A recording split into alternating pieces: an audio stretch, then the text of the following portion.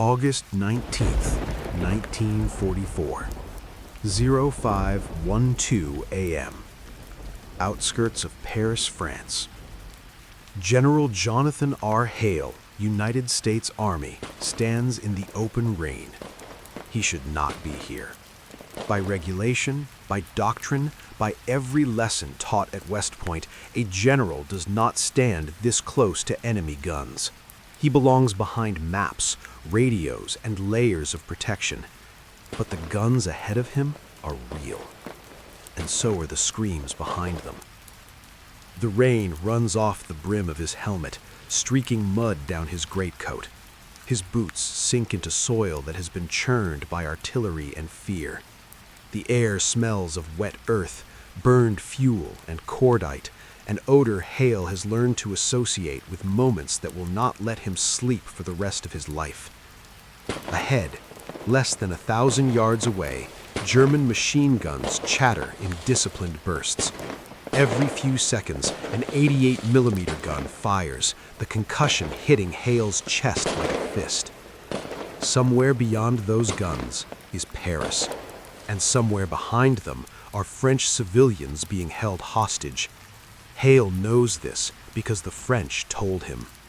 And the French, after 4 years of occupation, do not exaggerate.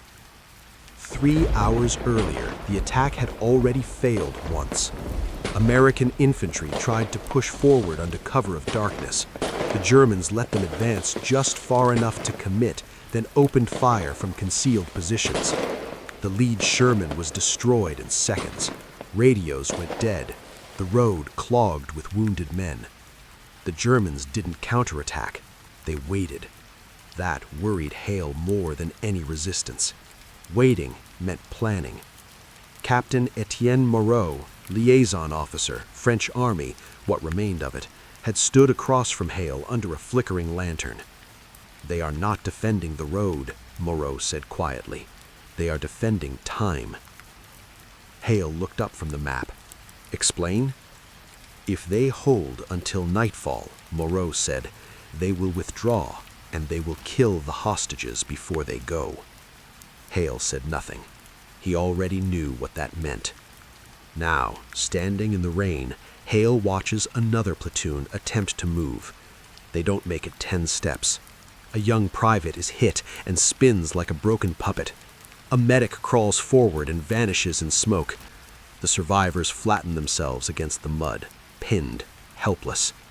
An aide runs toward Hale, shouting over the gunfire. "Sir, you have to pull back! They're dialing in the artillery!" Hale does not move. He looks at his watch.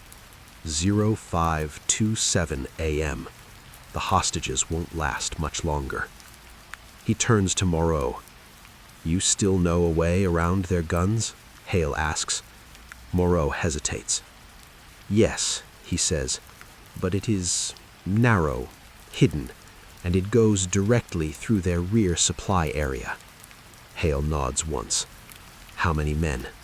Moreau looks past him at the battered American soldiers trying to breathe through fear. "Few," he says, "very few." Hale removes his helmet. He hands it to his aide. "You're in command," Hale says calmly.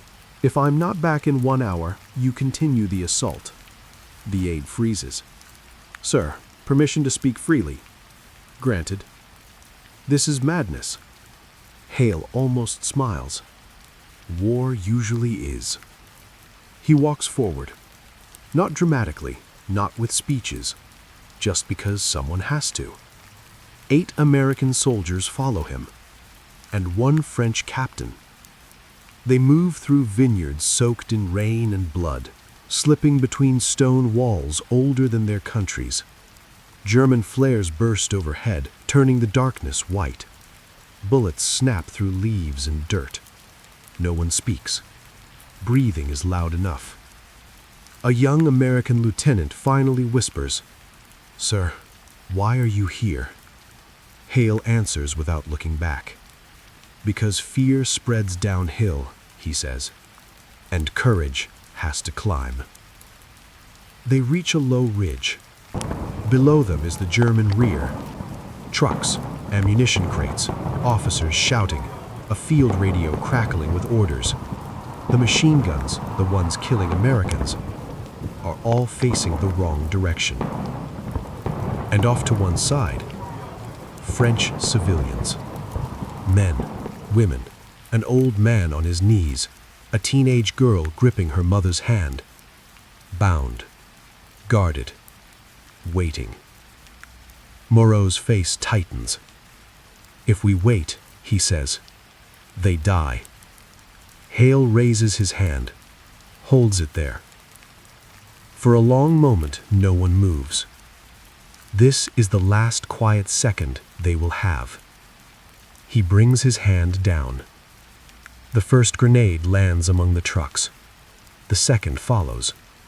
Then the ridge erupts. American rifles crack. French resistance fighters surge forward from nowhere. German soldiers spin in confusion, shouting orders that no longer matter. Hale fires his carbine, moves, reloads, fires again. He drags a wounded soldier behind a truck, shouts orders that cut through chaos. A German officer sees him, sees the stars on his collar, raises his pistol. Moreau fires first. The officer drops without a sound. The Germans break. Some run, some surrender. Some die where they stand. The hostages live. By 06:03 a.m., the road is open. American armor rolls through the gap. French civilians flood the road, crying, cheering, touching the soldiers like they're afraid they might disappear. Someone hands Hale a small French flag. He looks at it, then hands it to a child. Hale is ordered back to headquarters that afternoon. There is yelling. There are threats. There are words like court-martial and reckless. None of it sticks, because Paris is liberated 2 days later, and history prefers results to explanations. The official report will say, enemy position neutralized through coordinated maneuver. It will not say that a general walked into gunfire because waiting would have killed innocent people. After the war, Hale never speaks of that morning. But every year, on August 19th, a letter arrives at his home. No return address, just a single line, written in careful French. Paris remembers. World War II was not won only by tanks or numbers or strategies drawn on maps. It was won in moments when leaders stepped forward, not above their men, but beside them. Moments when surrender was easier and waiting was safer, but neither was acceptable.